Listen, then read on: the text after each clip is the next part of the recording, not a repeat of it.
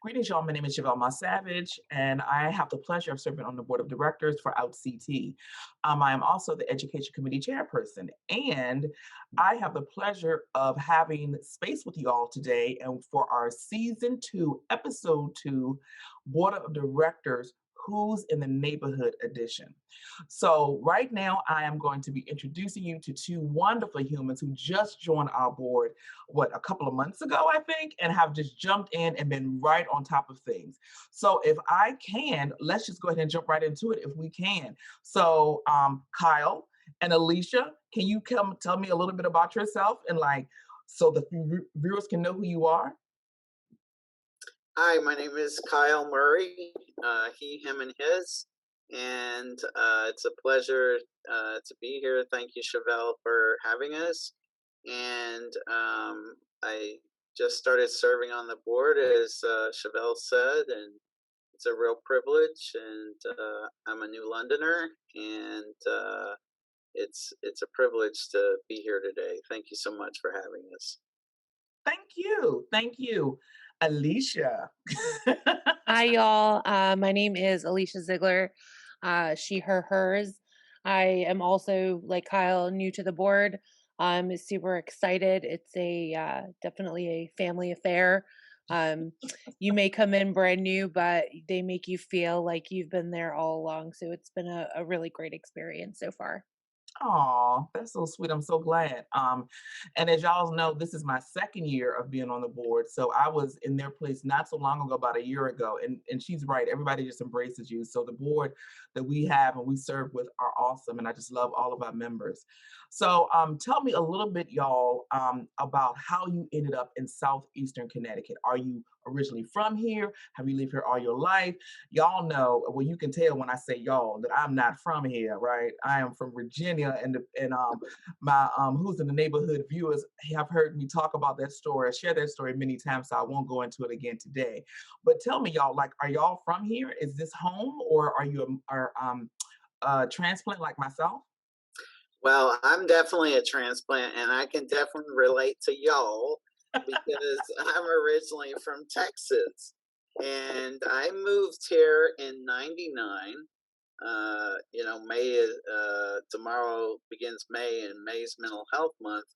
I moved here to join the Second Step Players, which is a comedy troupe that educates people about mental health issues here in Southeast. Wow, I didn't even know that was a thing. Yeah, it's here in Connecticut. They're based in Norwich, and the organization itself is called Outreach, and they have some wonderful programs. So that's how I got here in 1999. Okay, well, all right. Alicia. So you probably can't tell as much with me, but I'm also a transplant. Okay. I spent half of my youth in New York and the other half in Jersey. So Wow. sometimes I get accused of having a New York, New Jersey slur when I get talking real passionate about things. Um, but Connecticut is now home, and definitely a place I have put some serious roots down. Okay. Wow. So two transplant. Well, can you believe three transplants, right? And I didn't know that about y'all. So that's interesting. Texas. You can't get no more southern than Texas, Kyle. I'm gonna tell you that right now. If you get any more southern, you'll be in Mexico. So, Oh my goodness. Oh my goodness.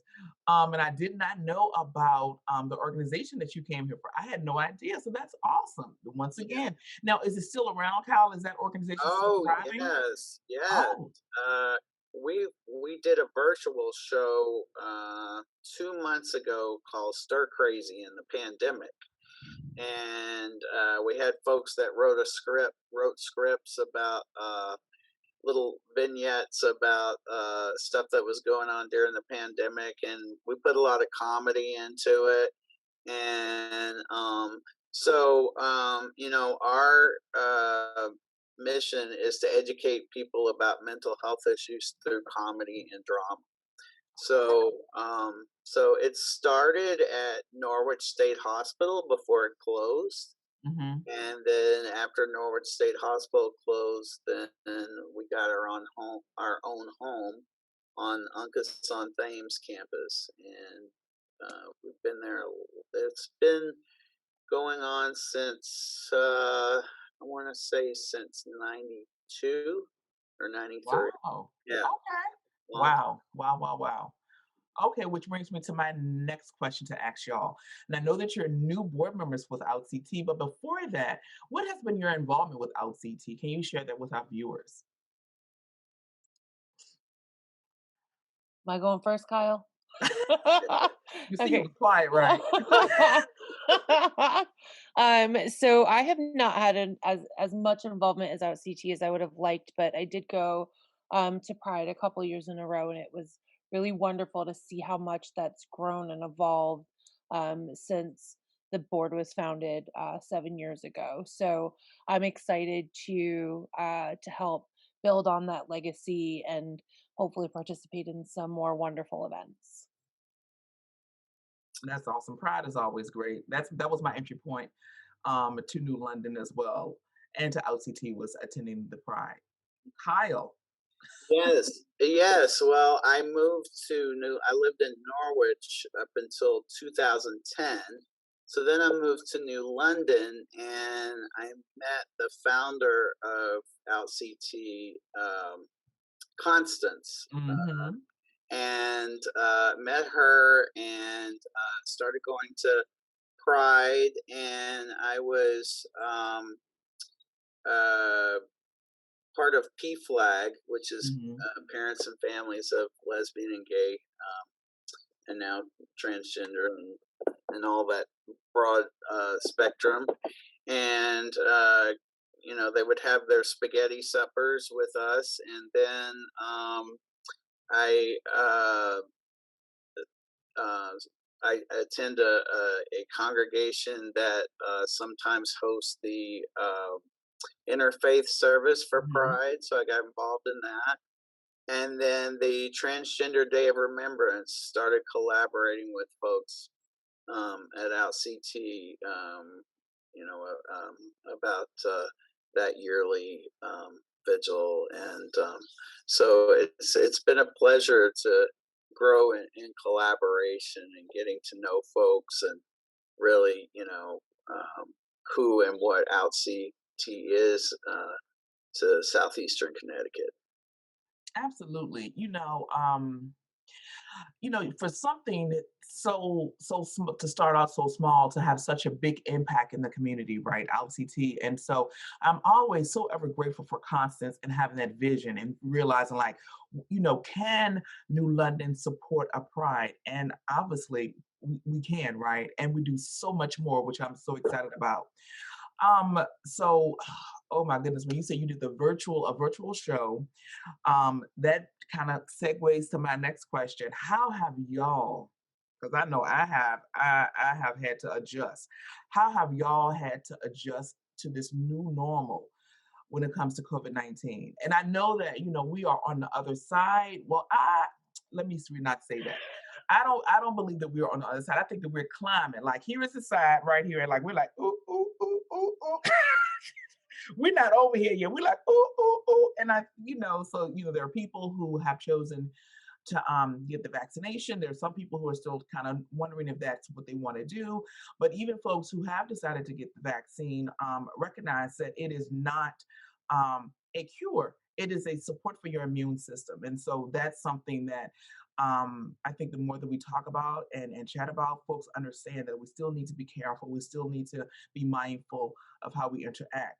So I did not realize, y'all, how much of an extrovert I was until COVID-19 hit and I no longer could see my Connecticut clients in person. I had to see everyone virtually. And so I was used to the virtual environment when it comes to therapy because I still am licensed in Virginia. And so I still have folks in Virginia that I see.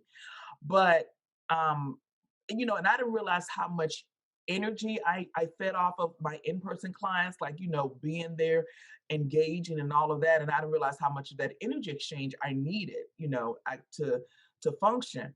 But honey, I had to learn quick that the energy exchange gonna have to come through this box because I couldn't see it in person. So I know that was an adjustment for me. Also, I was not the most tech savvy person.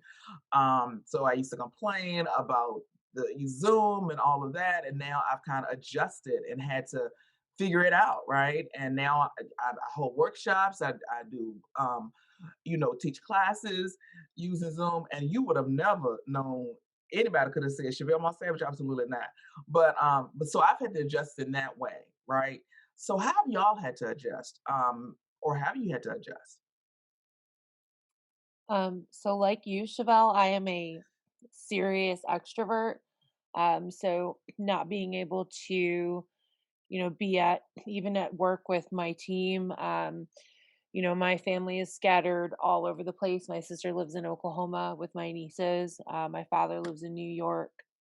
Um, I've got family in Jersey, California, South Carolina. So, it's been a real difficult transition to not be able to see folks. Like my nieces would come up every summer, and last summer they weren't able to come up, which is heartbreaking for me because that's pretty Mhm, much one of the few ways I get to see them. mhm, Um, and just I think that feeling of loneliness and mm, isolation, you don't realize how much, I think even some introverts who have some close friends, like I think that we crave some sort of physical human interaction. So I think for me it's been about, trying to find that in other ways and taking mm, care of my mental health so that I'm not, mhm, going stir crazy at home and making sure that I kept in some sort of a routine, getting up every morning, taking a shower, taking care of my dog, mhm, doing the things that I would do every day,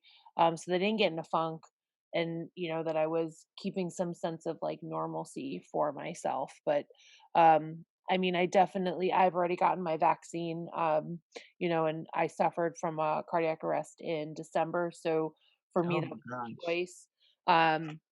That I needed to make just to ensure that, my health was a-okay. And then I just keep telling people when you get your vaccines, be ready for long, uncomfortable hugs because I'm ready. Because I'm a hugger. Yes, yes. You know what? And I'm gonna be honest with you. Initially, my spouse and I, we were definitely not team vaccine. Just because we really there was not a lot of research around it. Well, we hadn't done a lot of research as well. And then also, let's just be honest, Black and brown people don't have the best history with the medical field. And so there is definitely a level of trust that has not always been there. But I encourage everyone, do your due diligence and make the decision that is best for you and your family, right? And so we did, and we decided to get it, and we're very excited that we did. And we had minimal side effects. We got the Pfizer vaccine, um, and so that was it. And I'm glad that I did get it. And I spoke with some friends who we really um, are close with and who are in the medical field. And I said, well, just give me the down and dirty. What are your thoughts? And she said, well, it's better than getting COVID, Chevelle. And I was like, you know what? That's a very valid point because you don't know. It's like a crapshoot. You don't know if are you going to have like flu-like symptoms or are you going to end up on a ventilator? So like who knows? And if you already have underlying medical stuff, then I would encourage folks just to do their own due diligence.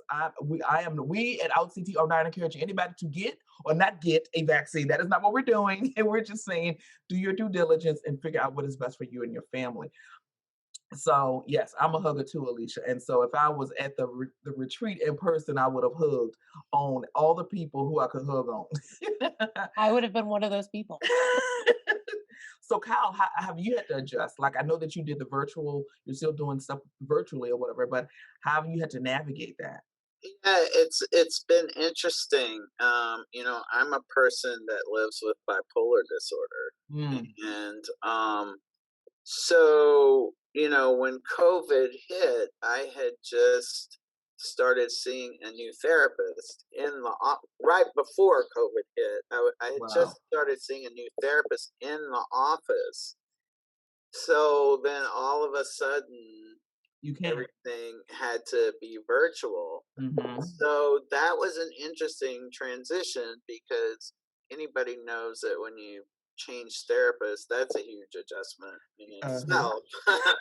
So, um, but what was interesting to me was it was kind of an experiment in sorting out, okay, am I down because I'm feeling depressed because I have a depressed part of um, bipolar, or is it because we're all inside and we can't Mm-hmm. see each other? So to be able to normalize that, and it Mm-hmm. it built my resilience, Mm-hmm.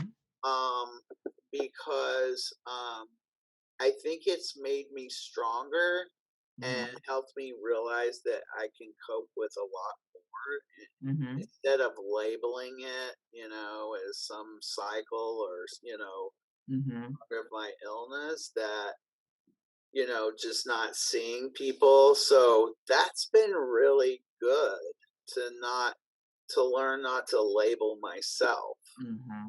And I'm a hybrid. I'm an extrovert when I go out and see people, but when I'm at home, I like to be home. I'm so so I'm kind of a hybrid with that. Yeah. But it's also been good, I've been able to attend my spiritual community virtually, Mm-hmm. and second step players outreach. That's been helpful, and of course being on the board, staying busy with that, feeling purposeful, meeting new Mm-hmm. people, connecting with new people, having projects, planning Mm-hmm. pride. So and I got the vaccine too, and for myself, I was just tired one day, so compared, you know, like what was said, with having COVID, I mean, it was a small price to pay. Exactly. And that was my choice. Like you said, everybody has to have their own journey, but yeah, it's been a surprise. It's built a lot of resilience muscles. Yeah. For, so I love how you named, first of all, I think that the more that we talk about some of our neurotypical differences, right? The more that we normalize it and we erase the stigma. And when you can have a conversation and say, hey, I live with bipolar disorder and not suffer. So I love how you said I live with, because there is a difference, right? And so I also recognize when you said, um, is this a symptom of the disease I have, or is this because we're cooped up, because there's racial unrest, because I can't go anywhere, because there's so much uncertainty, and there is a difference. And I think a lot of people were labeling themselves, oh, I must be depressed, I must be that, because first of all, even before COVID, WebMD is not your friend, y'all. Listen, do not WebMD, listen, let me tell you, some WebMD have me thinking that I need to have a whole heart transplant. Okay. So listen, you cannot. And like, why do we go to like the worst extreme part of WebMD? We never go to like the little small part, like, oh, this might be a cold. Be like, you need a lung transplant, So, so and imagine coupling that on top of um isolation and maybe losing your purpose or a part of your purpose. Like suppose you were a worker and then your job had to shut down, and a lot of who you identify as is tied up in how you operate in your professional life. Like that's a whole thing right there. So the fact that you recognize, like, no, I think this is a symptom of something, but it has nothing to do with what I'm living with. It's a symptom of what I am involved in, whether it is not voluntary. I'm not volunteering for it. It's like it's been put upon me, and I'm just navigating what it is, right? So I love that. I love how you named that, and I appreciate that. So now I've heard kind of like, how have y'all had to shift when it comes professionally? Have you had to do that? Alicia, I know that you said that, you had to kind of figure out stuff because you are definitely an extrovert, and even being in space with your team, and not having that has been different. Like I'm a solo practitioner, so I'm used to um being like, therapizing in the space by myself. If there's somebody else in there, it must be a spirit or somebody who's not welcome, because I'm the only one that should be in that office in New London. But with that, I'm so used to working by myself and in silo, that when my spouse was here and we were sheltering in place, and so she would just come and like, hey, and I'd be like, hey, how you doing? She's like, oh, so I was like, I'm typing, so I'm working. Oh, okay. Well, I just thought I just want to connect, ma'am. If you were at work, we wouldn't be able to just like jump in and say hi and all of that, because you work in one building and I work in a whole nother street. So there's no way that we would be able to do that. And so I think for me, setting those boundaries, even while sheltering in place, was important. I have a certain place in my home in which I actually work, and that is helpful because when you have so much that you are working and living in the same space, if you don't set those boundaries, then it becomes all hodgepodge together. And that's not good. That's not good. And that definitely can affect how you navigate. So, how have y'all had to navigate when it comes to your professional spaces? Well, it's interesting. I serve in spiritual care at L&M. And so, I was used to seeing people, in their rooms, being present with them. And then all of a sudden that couldn't happen anymore. Hmm. And I felt guilty. I felt some guilt because I couldn't be there for the patients, but I also felt a sense of loss that I couldn't connect with uh, that sense of connection and being present with people was not there. And so that was something I had to adjust to. And I still miss it. They don't have regular chaplaincy service at the hospital unless it's, an emergency or something Hmm. like that right now. So that's been an adjustment. I can say it's interesting. Living alone can be lonely at COVID, but I can't imagine being in a house full of people, or having to work and the kids. And I have such an appreciation for families, that have children, and trying to uh, you know, help them with their remote learning and all that. So I have a huge appreciation for that. So I have a lot of gratitude. That that's something that I have not had to, a burden that I have not had to bear. So I have my dog. He does bark when he thinks, it's interesting. He's being quiet right now, but if he thinks that, I'm just, I've been on the computer too long, it's like, hello. You know. He's helping you insert your boundaries. Yes, yes, yes. It helps me to take a break. Alicia. Um, so so I do have a house full of folks. So it was a real adjustment professionally. I'm very thankful. Like Chevelle, I do have a space in my home that is my office and that I'm able to shut and lock the door when I have meetings. Um, I love how she said shut and lock the door. Listen, because they'll just walk in. I've had like the toddler, he doesn't care. He just will be like, Gigi, what are you doing? Like, can you fix this for me? He has no care at all whatsoever what I'm doing. I just need to give him what he wants. Um, but professionally, that COVID's been rough for me professionally. Mhm. Because I work in student activities, so my whole job is interacting with students and putting on events on campus. And well, how do you do that if there's no events on campus? Yeah. So again, I'm thankful that I have an amazing team of a lot of young folks. So we were able to do a lot of pivoting and adjusting when a lot of campuses were struggling to figure out how to put on events. Like we were just making stuff happen. I That's because they appreciate. have you as the team lead, ma'am. Okay, come on, let's just go ahead and call a cat a cat. I You're can't awesome. I can't take credit. I can't. I steer the ship, but they're really the creative geniuses behind it all. I mean, we were doing online trivia, online karaoke.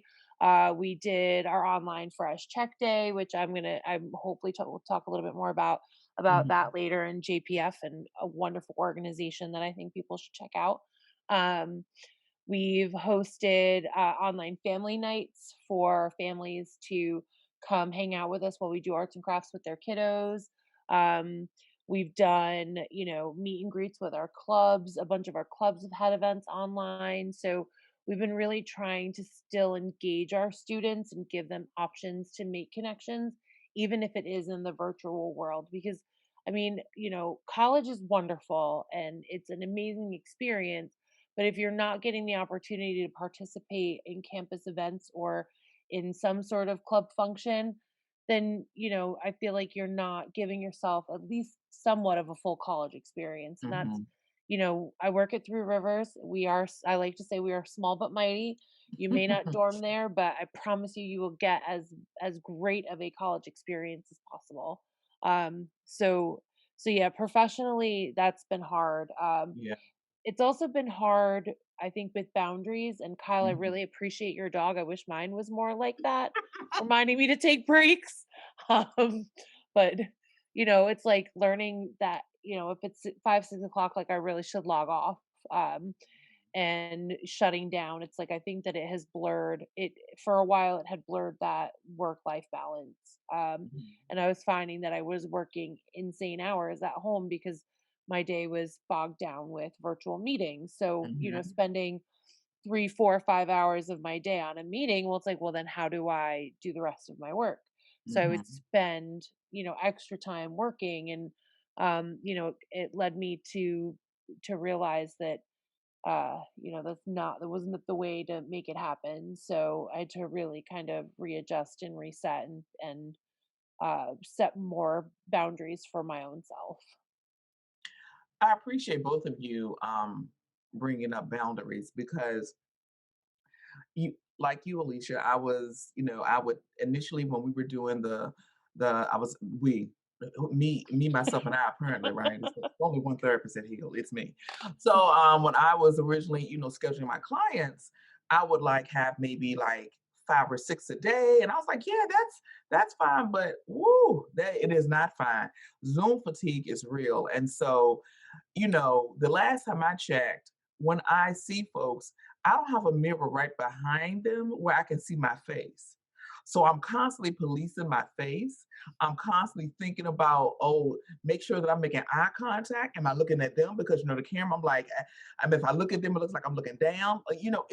So it is a lot of mental gymnastics that you need to navigate, and so that makes you even more exhausted. And so when I was talking with some of my other colleagues in this peer consultation group that I'm a part of, we all were like, what is going on? We are exhausted, and we thought that this would be easy, like, oh, this is it's we're at our home office, we should be good. And we really recognized that we needed to really slow down and really limit the amount of folks. And I was having them like back to back, and I would be like just spent at the end of the day, and my spouse would, want to interact. And I'm like, sure, I don't want to talk to anybody else. Okay. I've been talking for 6 hours with a little time for a potty break. And she said something to me that was mind blowing. She says, but babe, you you work for yourself, you make your schedule. I was like, look at you being smart. Yes, you're smarter than the average bear. You are right. I do work for myself. I do make my own schedule. So who should I be upset with? Me. Because I'm the one that's doing that. And part of it was like, well, maybe I'll work the first part of the week and the last part of the week I will be off. But if I am exhausted by the time I get to the last part of the week, what am I really doing but just trying to, reclaim some of my energy? And so what I had to do was just kind of like space things out and be very intentional about seeing folks. And of course, during this time, people really were struggling. So my caseload increased and they really wanted to see me. So I had to not live in I like to call it a sainthood mindset or being a martyr. Like, oh my God, if they can't see me, what will happen? Child, they will be all right. They are resilient. They will be able to see me. If not today, they can see me tomorrow or the next day. But if I am totally burnt out, am I really going to be an effective person to support them in their journey? No. And so that's kind of, I had to do some, once again, count the guilt. Especially I deal with folks who identify as LGBTQ, right, and non-binary folks, and so their houses were not sometimes safe. And the only time that they felt safe was being in the therapy room with me. And I could understand that, but we also need to recognize that we need to take care of ourselves. And so implementing boundaries is important because guess what? If we don't, our bodies will let us know. Guess what? You're not being a good boundary setter, and this is what's going to happen. So what I'm going to do is I'm just going to like either mentally exhaust you or physically exhaust you, or physically do something that makes you stop and take a breath. I think we have, based on what y'all are telling me, what I'm learning, we all have had to adjust and shift our perspective, how we navigate, how we interact because of COVID. And then not even talking about like the national unrest that we were dealing with. And so that vicarious trauma, that secondary trauma, it is not natural for someone to see someone die on television and it to be in a constant loop. It is not natural. That is not a natural thing.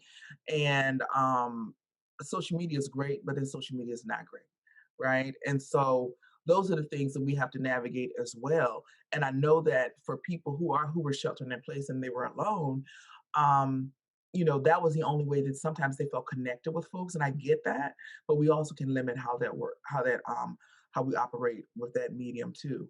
So with that, y'all, tell me this: um, what are some of the other organizations that you are affiliated with that our viewers would probably find very interesting, and how can they get connected with them? How can they reach out to them? If y'all wouldn't mind sharing that. Let me tell y'all the reason why I'm asking is, y'all, because these humans came onto the board. Oh my God, I think y'all, was it January, February? When was it? When did y'all on board? February. Can you believe y'all don't they came in and it was like boom, boom, boom, boom, boom. I mean, it's like y'all have been there the whole time, and we just are so excited about your energy, so excited about your ideas. And I know that y'all have supported OutCT in the past with various events, but it's just so great to have you so connected and to be so dedicated in such a quick space. And you listen, I tell you, we Alicia, me and another board member, interviewed you, and we were like, hey, set your boundaries, don't do too much. And then I'm like, uh-huh, yeah, but Alicia, can you do this? And Alicia's like, and I can do that, and I can do that, and I can do that, and I can do that, and I can do this. And then, oh, the other side I can do that. And Kyla's like, oh, and let me tell you what I can do. And I can do this, and I can do that. So both of y'all have jumped in, and we are so appreciative. We are so appreciative. And listen, other boards of directors, don't be mad, because our board is the best board. That's all I'm gonna say. So anyway, so tell me about some of the other organizations that you're affiliated with, because you definitely, both of y'all are so community based, and so that's one of the things that we love and one of the things that we value at OutCT. Well, So you go, you go, Kyle. I think I mentioned Outreach and the Second Mhm. Step Players, and if anyone that's diagnosed with a mental health disorder, if they can call 860-887-0014 and get more information about how to get involved and how to become a part of and that can be from, jumping right in or just putting your toe in the water. We honor people's boundaries for themselves. And also, being a part of All Souls Unitarian Universalist congregation, I have to say, as I mentioned my mental health earlier, my spiritual connection during COVID is probably really what has kept me the most Mhm. connected and positive. And working with them in their pastoral care um, committee, with folks, staying connected with folks during COVID, checking in on folks, seeing how they're doing. Um, that that's been a blessing. It really has, and it's an honor to accompany people on their journey.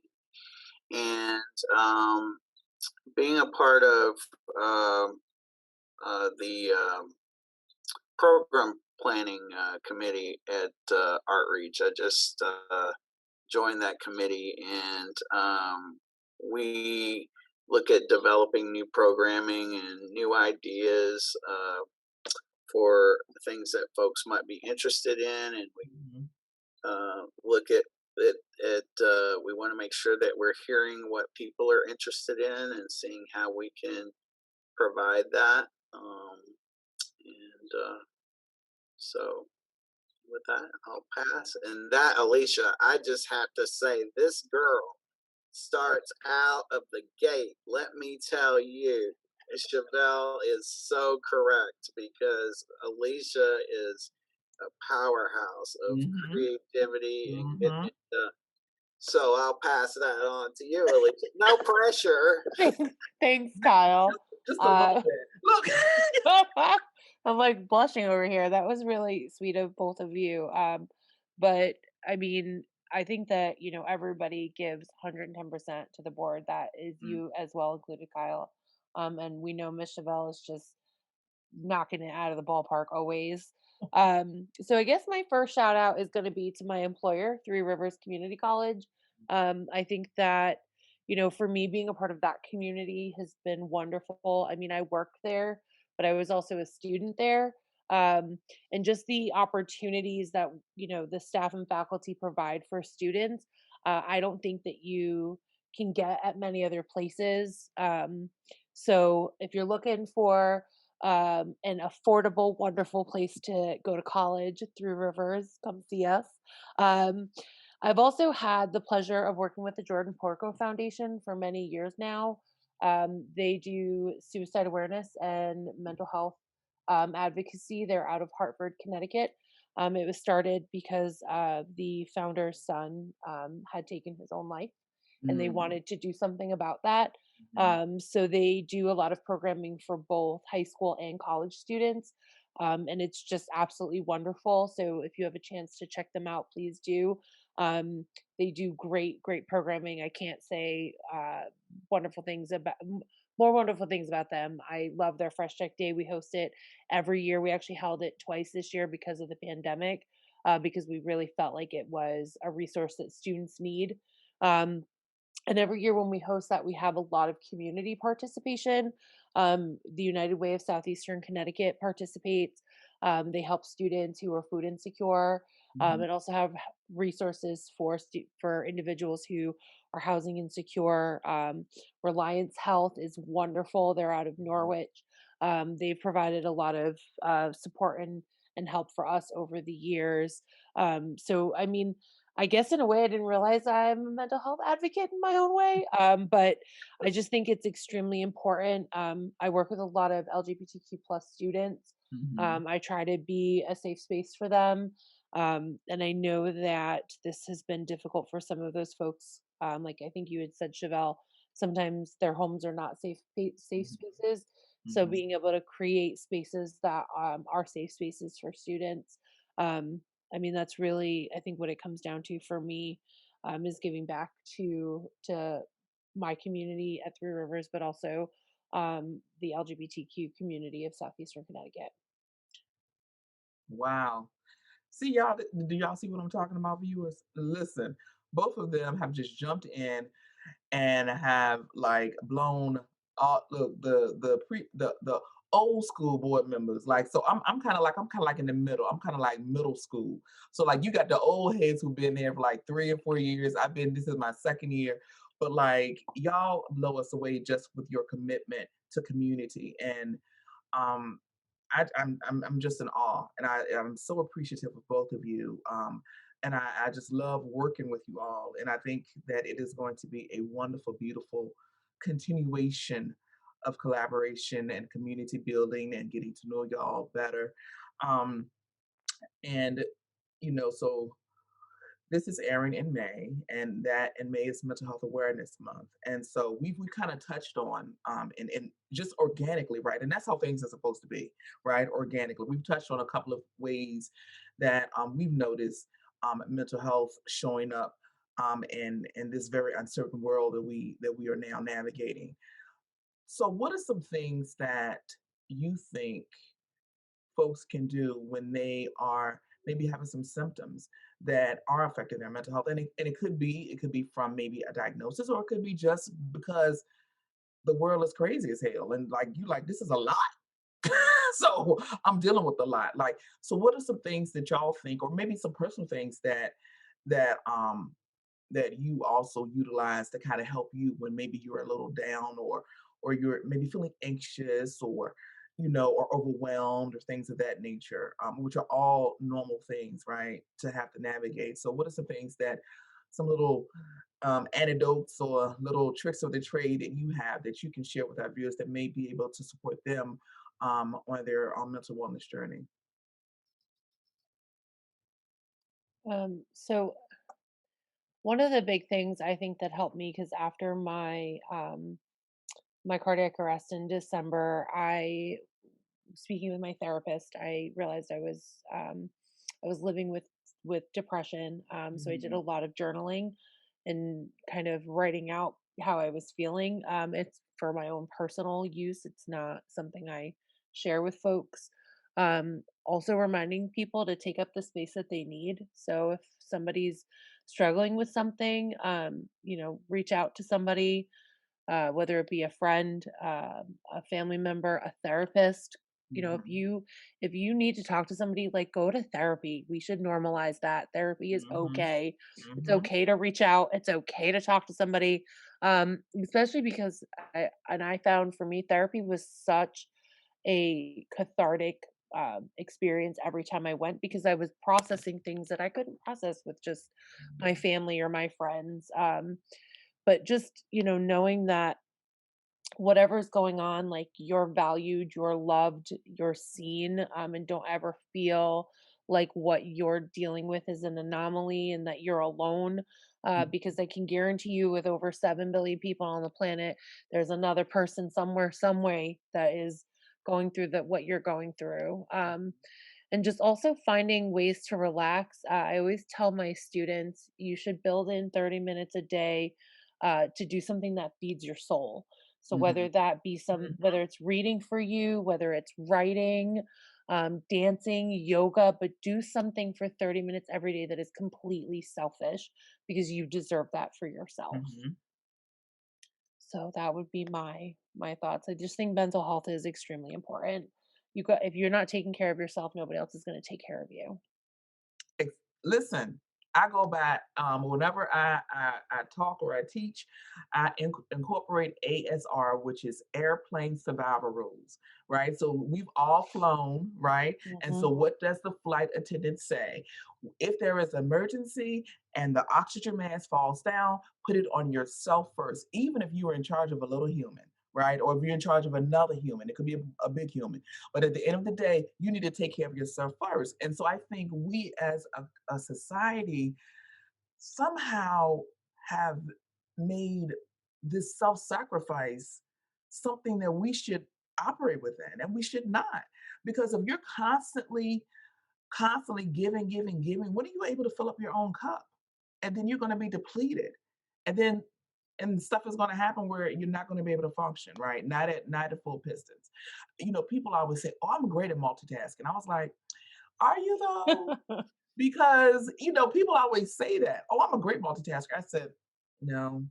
I said, because when you're multitasking, I said something is not getting your full attention. So when you say, "Oh, I'm doing this, I'm doing that," yeah, but then sometimes mistakes are made because you're doing this, you're doing that, you're sending a text, you're trying to send an email, so you maybe send the wrong thing to somebody. All of these things can happen. And so also slow down and just chill, right? Take one day at a time. I love what you said, Alicia. I love journaling. I love normalizing therapy. I love all of those things. Kyle, what are some things that you've noticed that kind of has helped you besides your dog making you set boundaries?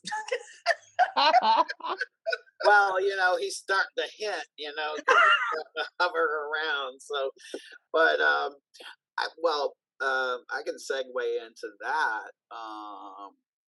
Having a pet, Mm, is such good therapy, and they know when you're not feeling so great, and to actually be responsible for this little creation, you have to take them out, you have to take care of them, but just to know, that there's a lot to be said for pet therapy. For me, my mantra is the earlier the better. uh, mhm, when I, start feeling kind of wonky, mhm, when I'm starting to isolate, when I'm, not calling people as much. For mhm, me, the earlier the better to catch it, and mhm, sometimes um, I use a lot of DBT skills, and for mhm, people that don't know what that is, that's dialectical behavioral therapy. It's cognitive approach. And when I first started using it, I thought it was a bunch of, bleep, bleep, bleep, but over the years, it's really helped me. And one of the ones that I use is called opposite action.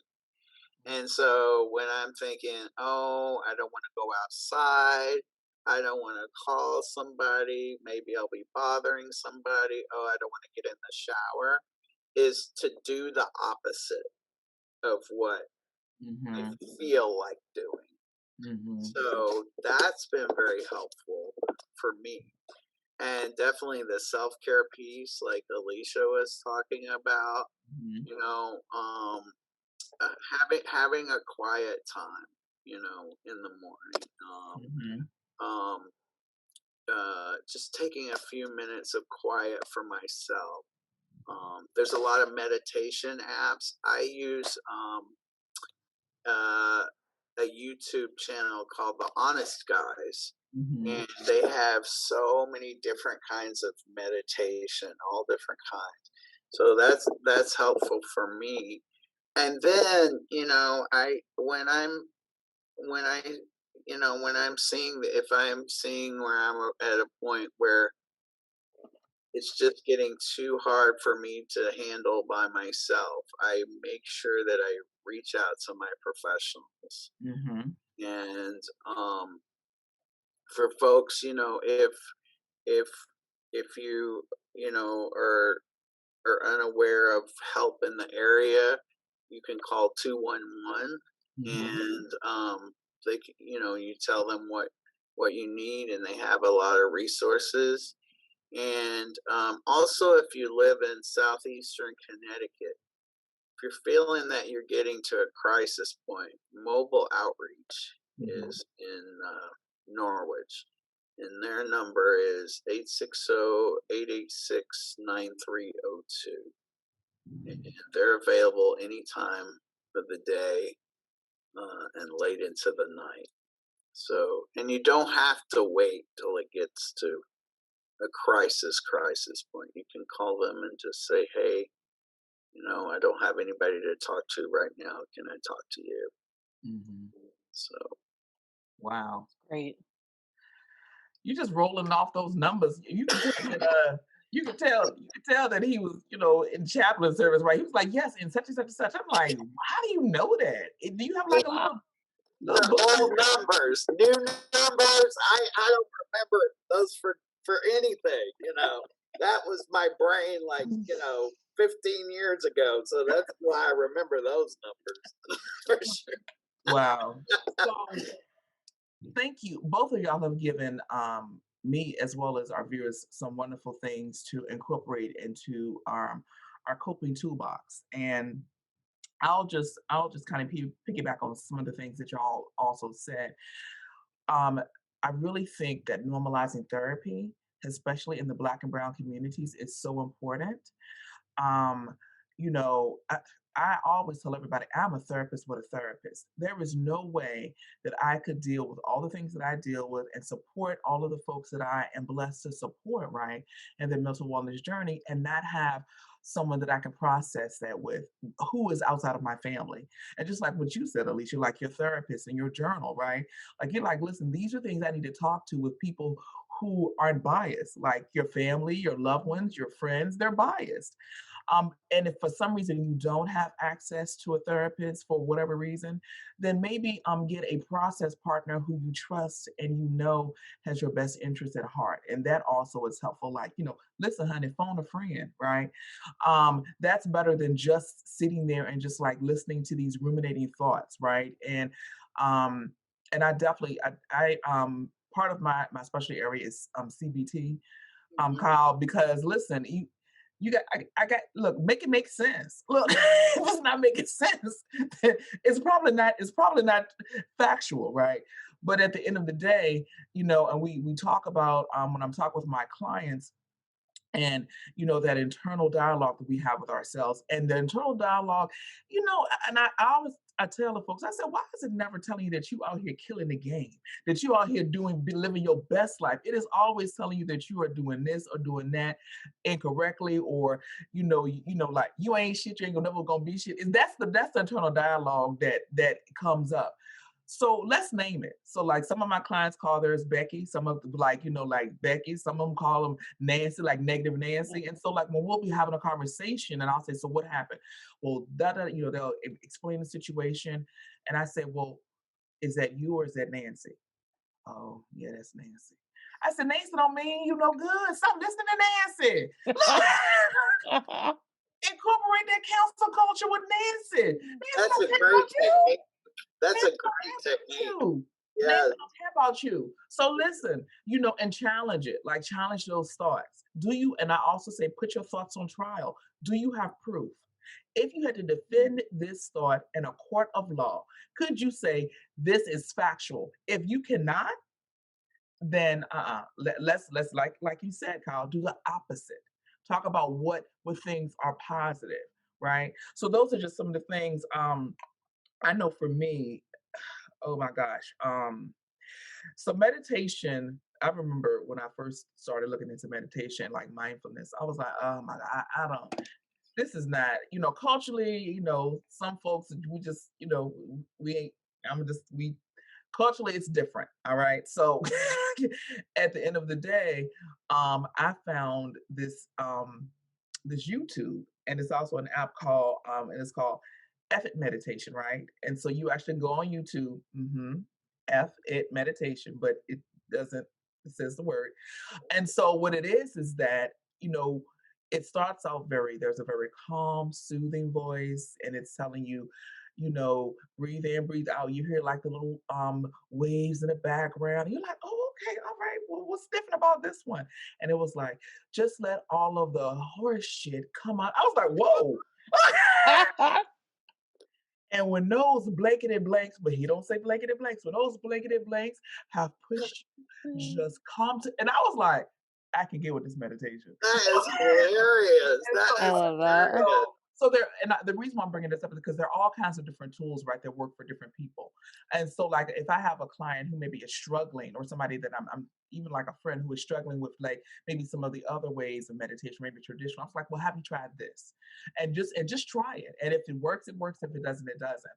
I know for me, finally, when just to like like Alicia, like you said, the pandemic hit me professionally as well, just because I'm an extrovert and I'm so used to interacting and going places and doing stuff, right? Um, and then also being a transplant here and not having a lot of community. So, I was here with my spouse, who I love. We've been together this year 19 years. Wow. Oh, That's that's amazing. man, that is Yes, amazing. yes. 19 years together, 9 years married. Um, and we have a daughter, which we got over a year ago or whatever. And Oh, you're right, Kyle. Definitely pets are helpful because they can tell, like, when I'm not feeling my best, Shiloh comes over and nudges her mama and forces you to pet her because she's so it's all about her. But anyway. he- But so that has helped, but I also know for me just kind of like normalizing and having some type of structure to my day. So there have been times I'm like, what do I need to really get up for? I don't have any clients today, but just like you said, do the opposite. I got up, I would take a shower, I would get dressed, I would put on my little jewelry, and I would put on makeup because makeup makes me feel like I'm starting my day, right? That's my thing. If that's look, whatever you need to do to kind of make you feel empowered and create some type of normalcy in your life, then that's important. And segueing from that, because I love makeup, honey, I have to give a shout out to our community partner, Zinni Beauty. And Zinni Beauty has been a community partner with OutCT for quite some time, and we love them. And so they actually are going to, if you like my makeup that you see on my face now, I will be every month I will be wearing one of the products from the featured color of the month. And so go ahead and check out Zinni Beauty. Their website will be at the end of our Who's in the Neighborhood interview. And I'm loving my nymph matte lip color, and I especially like that. And so don't I look good? I think I You look look beautiful today. gorgeous, Thank gorgeous. you, honey. Fierce. Shout out to Zenny Beauty, honey. And the color of the month is purple rose, child. Listen, so I'm trying to wear all the purple and all the rose, so I appreciate them. But I especially appreciate y'all for just coming here and just being honest and being vulnerable and letting the folks get to know you a little bit better. I feel like I've gotten to know you a little bit better, and that just goes to show that we are such a blessed and wonderful and diverse board, and I love it. And thank y'all for being a part of Who's in the Neighborhood, season 2, episode 2, right? Board of Directors Special Edition. Thank y'all for taking so much time out of your day.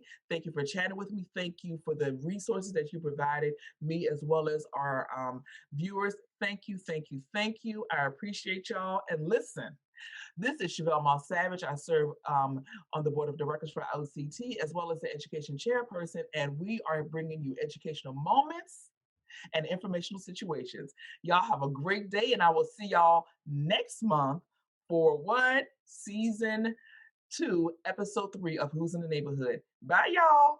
Thanks so much. Bye. Bye bye.